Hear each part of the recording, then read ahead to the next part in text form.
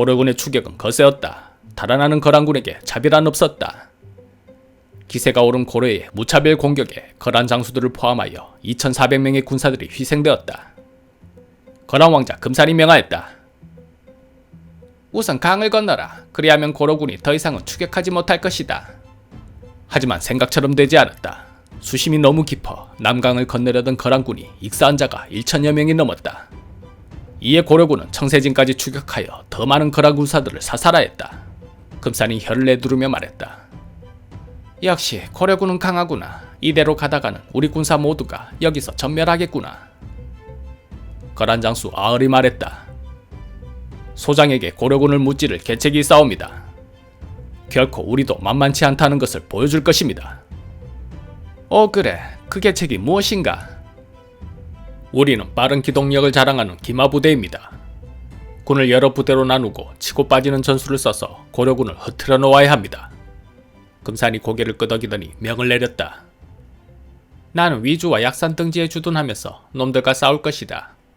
너희들은 좌우로 군을 나누어 대기하고 있다가 내가 고려군과 싸우면 함께 공격하여라. 만약 고려군이 추격하면 싸우는 척하다 재빨리 달아나야 한다. 알겠습니다. 전열을 가다듬은 금산왕자는 다시 공격명을 내렸다. 또다시 한바탕 싸움이 일어나자 군을 미리 빼놓은 장수 아을과 걸로가 협공하여 고려군의 후방을 공격했다. 그러다 힘이 빠지는 척 아을과 걸로가 달아났고 고려군은 그들을 쫓았다. 그러면 본진을 이끄는 금산왕자가 다시 진격하여 고려군을 공격하였다. 이런 식의 빠른 기동력을 앞세운 치고 빠지는 전술에 고려군은 점점 힘이 빠지는 데다 정신이 하나도 없었다. 중군 백만사가 말했다. 적들의 교란에 말려들어서는 안된다. 진을 치고 싸우되 거란 군사를 쫓지 말라. 고려군은 거란의 속도전을 따라잡을 수 없어 방어에만 전념하며 숨을 돌렸다. 하지만 거란의 체력은 아직도 넘쳐났다. 그 틈을 타 재빨리 서경으로 진격하여 안정역과 임원역을 점령하고 사찰을 불태워버렸다. 기세가 오른 거란군은 종횡무진하였다. 서경을 돌파하더니 서해도를 통해 남쪽으로 계속 진격했고 방어하는 고려군도 용감하게 맞서 싸웠다. 이렇게 공방을 되풀이하는 전투는 끝없이 이어졌고 두 군사 모두 필사적으로 싸웠다. 흔히 배수의 진이라 하면 보통 방어하는 쪽이 선택하는 전술이겠지만 이때는 공격하는 거란의 것이 되었다. 북에는 강력한 몽골이 버티고 있어 고려를 장악하지 못한다면 거란은 갈 곳이 없었다. 죽을 힘을 다해 더 필사적으로 싸워야 했던 군사는 방어하는 고려가 아니라 공격하는 거란이었으니 고려는 매우 고전하였다.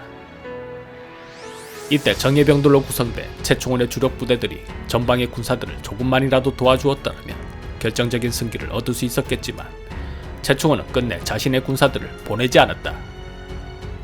그는 아마도 거란보다는 내부의 적이 더 무섭다고 생각한 모양이다. 그런데 얼마 후 최충원이 걱정한 일은 정말로 일어났다. 1217년 1월 흥왕사, 홍원사, 경복사, 왕윤사, 수리사 승려들이 개경 선인문 밖에서 소리쳤다. 거란이 몰려오고 있다. 깜짝 놀란 순건구사들이 그곳으로 우르르 몰려갔다. 하지만 이것은 승려들의 거짓말이었다. 군사가 빠져나간 사이 승려들은 최충원을 죽이기 위해 그의 집으로 달려갔다. 승려들은 그에게 원한이 깊었다. 최충원은 평소 귀족들과 연계된 승려들을 못마땅하게 여겼는데 전쟁이 터지자 승려들을 군대에 참여시키고 절의 식량마저 빼앗아 군량으로 썼다. 이에 불만을 가진 승려들은 의도적으로 소란을 피워 시선을 돌린 후 최충원을 죽이려 한 것이다. 역적 최충원을 죽여라! 승려들이 몰려오자 최충원의 호위무사들이 즉시 무기를 들고 맞서 싸웠다. 승려들도 두려움없이 총공격하였다. 하지만 최충원의 병사들은 고려 최정예였으니 승려들은 적수가 되지 못했다. 일방적으로 당하며 물러나다가 급기야 순군 군사들까지 돌아와 승려들을 협공하니 결과는 뻔한 일이었다. 300여 명의 승려들이 죽고 800여 명의 승려들은 도망쳐 산사로 숨었다. 최충원이 명하였다. 내 이럴 줄 알았다. 내가 이래서 정예병들을 전방에 배치할 수가 없는 것이다. 군사들은 어서 가서 남은 무리들을 모조리 소탕하라.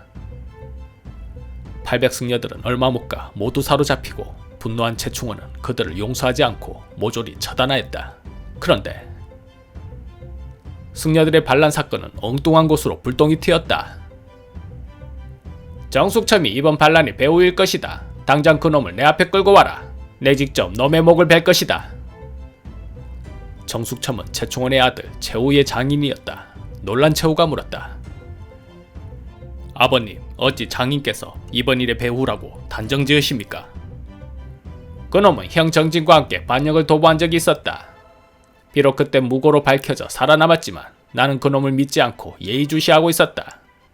그런데 이번에는 군중들을 현혹하여 말하기를 이 최충원이 황씨를 쇠잔하게 하고 적을 불러들였다는 말도 안 되는 주장을 하였다. 그런 중에 이런 일이 터졌으니 놈이 배후임에 틀림없는 것이다. 당장 정숙첨을 내 앞으로 끌고 와라. 그때 정숙첨은 참지정사로 행령중궁 원수가 되어 부원수 조충과 함께 거란과 싸우고 있었다. 그런 중에 정숙첨은 소환되어 꼼짝없이 반란군의 배후로 죽임을 당할 상황이었다. 최우는 장인이 죽는 꼴을 두고만 볼 수는 없었다. 아버님, 장인께서는 그런 말을 하실 분이 아닙니다. 이번에도 오해가 있는 것이 틀림없사옵니다. 제 얼굴을 봐서라도 이번 한 번만 너그러이 용서해 주시옵소서. 사실 최충원도 정숙첨을 죽일 생각까지는 없었다. 이번 거란군의 침공을 이용하여 그는 자신의 권위에도 도전할 만큼 강해진 외척 세력을 견제하고자 한 것이다. 아들의 간곡한 말에 최충원은 못 이긴 척 명을 거두었다. 네가 그렇게까지 말하니 목숨만은 살려줄 것이다. 하지만 용서할 수도 없는 일이다. 정숙첨을 하동으로 귀양 보내도록 하라.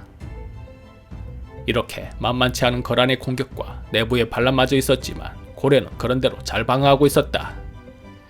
전열을 가다듬은 고려가 다시 조충, 김치려를 중심으로 맹공격하니 거란은 퇴각을 거듭하다 대관령 밖까지 쫓겨났다. 거란 또한 실속 없이 전투만 되풀이되는 상황에서는 결국에는 무너질 수밖에 없었다. 거란 왕자 금산이 명하였다. 우선 강동성에 들어가자. 그곳에서 성문을 굳게 닫고 고려와 협상을 벌릴 것이다.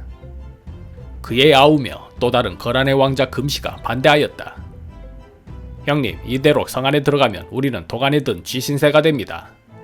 차라리 고려 국경 밖으로 나가 전열을 가다듬는 것이 어떠하옵니까? 금산이 탄식하며 말했다. 북에는 몽고군이 있는데 우리가 발붙일 만한 곳이 어디에 있겠는가? 우선은 이곳 고려에서 살아남아야 한다. 강동성에서 힘을 키우자. 그곳에서 시작하여 조금씩 세력을 키워나가다 보면 어쩌면 고려 땅 모두를 집어삼킬 수 있을 것이다. 이렇게 거란군은 강동성에 들어가 굳게 성문을 닫아 끌고 꼼짝도 하지 않았다. 고려는 몇 차례 공격하였지만 방어만 하는 성을 함락하지 못했다. 그러다 거란은 기회가 있을 때마다 성문을 열고 나와 약탈을 자행하였다. 금산이 말했다. 농성전을 펼치면 식량이 부족할 것이다. 입 하나라도 들어야 하니 길 안내를 맡았던 양숙적들을 끌고 나가 모조리 목을 베어라. 모두 죽이란 말씀입니까? 그래도 우리가 신속하게 움직였던 것은 모두 그들의 공이 아닙니까? 하지만 이제 필요 없게 되었다. 지리에 밝은 몇 놈만 살려두고 모두 죽여라. 살기 위해 국경을 넘어 거란을 도왔던 양수척은 그렇게 이용만 실컷 당하고 대부분 죽임을 당하였다. 고려와 거란의 치열한 공방전은 계속되었고 어느덧 2년의 세월이 흘렀다. 그러던 1218년 12월 어느 날 몽골의 원수 합진과 찰나리 군사 10,000명을 거느리고 동진국의 보선만노가 파견한 완한자연의 군사 20,000명과 함께 거란적을 토벌하겠다고 말하면서 화주, 맹주, 순주, 덕주의 4개 성을 공격하여 격파하고 곧바로 강동성으로 향하였다. 이때 동진국의 보선만노는 원래 금나라 사람이었다. 그는 거란족이 반란을 일으키자 40만 대군을 이끌고 진압하려 했지만 연이은 패배만 거듭할 뿐 모두 실패하였다. 보선만노는 그 상태로 돌아간다면 패전의 책임을 물어 목이 베일 것이 뻔하였으므로 아예 대군을 이끌고 금으로부터 독립하고는 동진국을 세운 것이다. 그런 동진국과 몽골군이 거란을 친다는 명분으로 고려의 국경을 넘어온 것이다. 몽골군 원수 합진은 고려군 사령관 조충에게 글을 보냈다. 우리가 거란을 물리치자 놈들이 기국을 침범하였어. 그런데 어찌하여 기국은 3년이 다 되도록 아직도 거란군을 토벌치 못하는 것이요. 이를 안타깝게 여기신 우리 황제께서는 고려에 주둔하고 있는 거란군을 물리치라 하시니 기국은 마땅히 군량과 군사를 보내어 우리를 도와야 할 것이요. 조충은 얼른 결정을 하지 못했다. 거란을 몰아내고자 몽고군과 동진의 군사를 우리 땅으로 불러들인다. 이거 괜히 늑대를 몰아내고자 호랑이를 불러들인 꼴이 되는 것이 아닌가. 곁에 있던 부장 하나가 나서 말했다. 이 선택은 고려의 운명을 좌우하는 일입니다. 괜히 장군께서 결정하다가 일이 잘못되기라도 한다면 그 책임을 어떻게 지시려 합니까? 그렇지. 너는 즉시 이 서찰을 가지고 황궁으로 가 보고하여라. 그리고 우리가 어떻게 해야 할지 답을 얻어오도록 하여라. 알겠습니다. 부장은 그 길로 말을 달려 조정에 몽골의 글을 전하였다. 최충원이 신료들에게 물었다. 몽골놈들이 우리를 돕는다. 웃기는 소리를 하는구나. 그깟 거란 하나 몰아내는데 몽고의 힘을 왜 빌리겠느냐. 거절하라고 전하여라. 신료 하나가 나서 말했다. 안됩니다. 몽고는 지금 금의 수도를 정복할 만큼 강력한 군사력을 가지고 있습니다. 괜히 호의를 거절했다가는 우리를 적으로 간주할지도 모르는 일입니다. 군량과 군사를 지원하시지요. 모르는 소리 마시오. 몽고의 힘을 빌려 거란을 토벌한다면 그들은 반드시 그 대가를 내놓으라 할 것이요. 적당한 대가라면 몰라도 감당할 수 없는 조건을 내걸면 그땐 어찌하겠소.